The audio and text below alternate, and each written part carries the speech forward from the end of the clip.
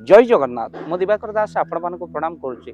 आसंता अप्रैल 14 तारिख पवित्र हनुमान जी जयंती आउ हनुमान जी जयंती में केवे भी यही सुजोग हाथ छड़ा करते तो कौन करेंगे आपण हनुमान जी जयंती दिन आपण घरे जदि अशांति लगी रही नाना प्रकार दुख कष्ट आपण घरे केवे भी पिछा छाड़ूनी आपण घरे यही दिन गोटे चौपाई आपण चौक खड़ी लिखिपारे रंगरे लिखिपारे लाल रंगर लिखिले अतिशय शुभ। तो आप कौन लिखिए आपणकर घरे सुख समृद्धि रहिबो। से चौपाई होची सब सुख लह्य तुम्हारी शरणा तुम रक्षक काहू को डरना। तो अर्थात हनुमान जी यही चौपाई को जदि आपण घरे लिखि दउचंती आपणकर समस्त दुख कष्ट आपणकर दूर निश्चिंत भाव में हम। तेणु निश्चिंत आपण माने हनुमान जी चालीसा से दिन पाठ करने सहित हनुमान जी यही चौपाई आपण चालीसार चौपाईटी घरे निहाती भाव में लिखिले घर अशांति आपणकर दूर हो। द्वितीयत होची हनुमान जी जयंती दिन आपण केबे भी घरे आपण कौन ना आमिष द्रव्य आपण केबे भी पुरांतु नहीं पियाज रसुण मध्य खातु नहीं सात्विक आहार आपण करंतु। तत्सहित हनुमान जी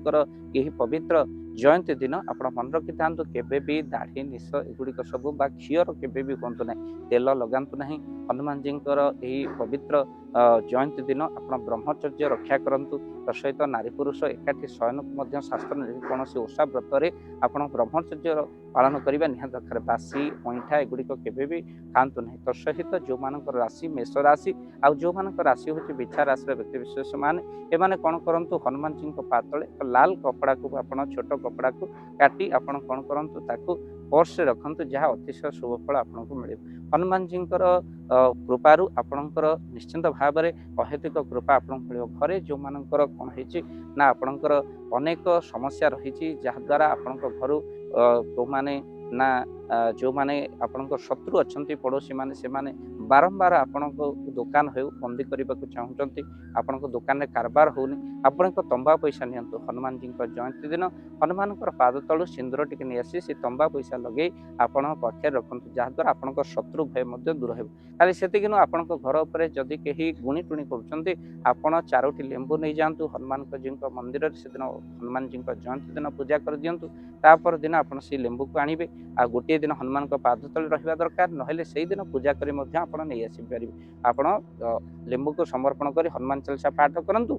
आउे कौन करेंगे ना से लेंबू को आप चारि फाड़ कर दिंतु चारि दिगरे आप पकई दिखाँ जहाद्वारा बहुत सफल मिलवा सहित आपणकर रोग दुख कष्ट दूर हो। ये वीडियो को बहुमात्रा शेयर करूँ चैनल रे जदि नुआ चैनल को सब्सक्राइब करूँ। चारि दिगरे से लेंबू को आप चारिटा लेंबू को काटिकी आप चारिटा लेंबू 8 फाड़ हो दी फाड़ लेखा पकईदेवे चारिकोण जहाद्वारा आपण घरे कहीं भी जादू आपको करेंगे। ये वीडियो को बहुमात्रा शेयर करूँ। हनुमान जी जयंती दिन हाथ छड़ा करूँ नहीं यही सुजोग। जय जगन्नाथ जय पंच जय जगन्नाथ। धन अर्जन धर्म करी धर्मे प्राप्त नरहरि आपण उपार्जित धन को जदि धर्म कार्य लगेगा चाहूँगी किसी असहाय असुस्थ व्यक्ति पाखे आम प्रतिदिन पहुँचू आउ किसी सहयोग करूँ। जदि आपणकर से गुंडुची मूषा भली दान से कार्य लगे चाहूँगी स्क्रीन रे चली ए नंबर रे एबे कॉल करंतु आमे दबु आपन को फोन पे नंबर आपनकर जेतिकी समर्थ रही सामर्थ्य अनुसार आपण प्रदान करेंगे आपनकर अर्थ राशि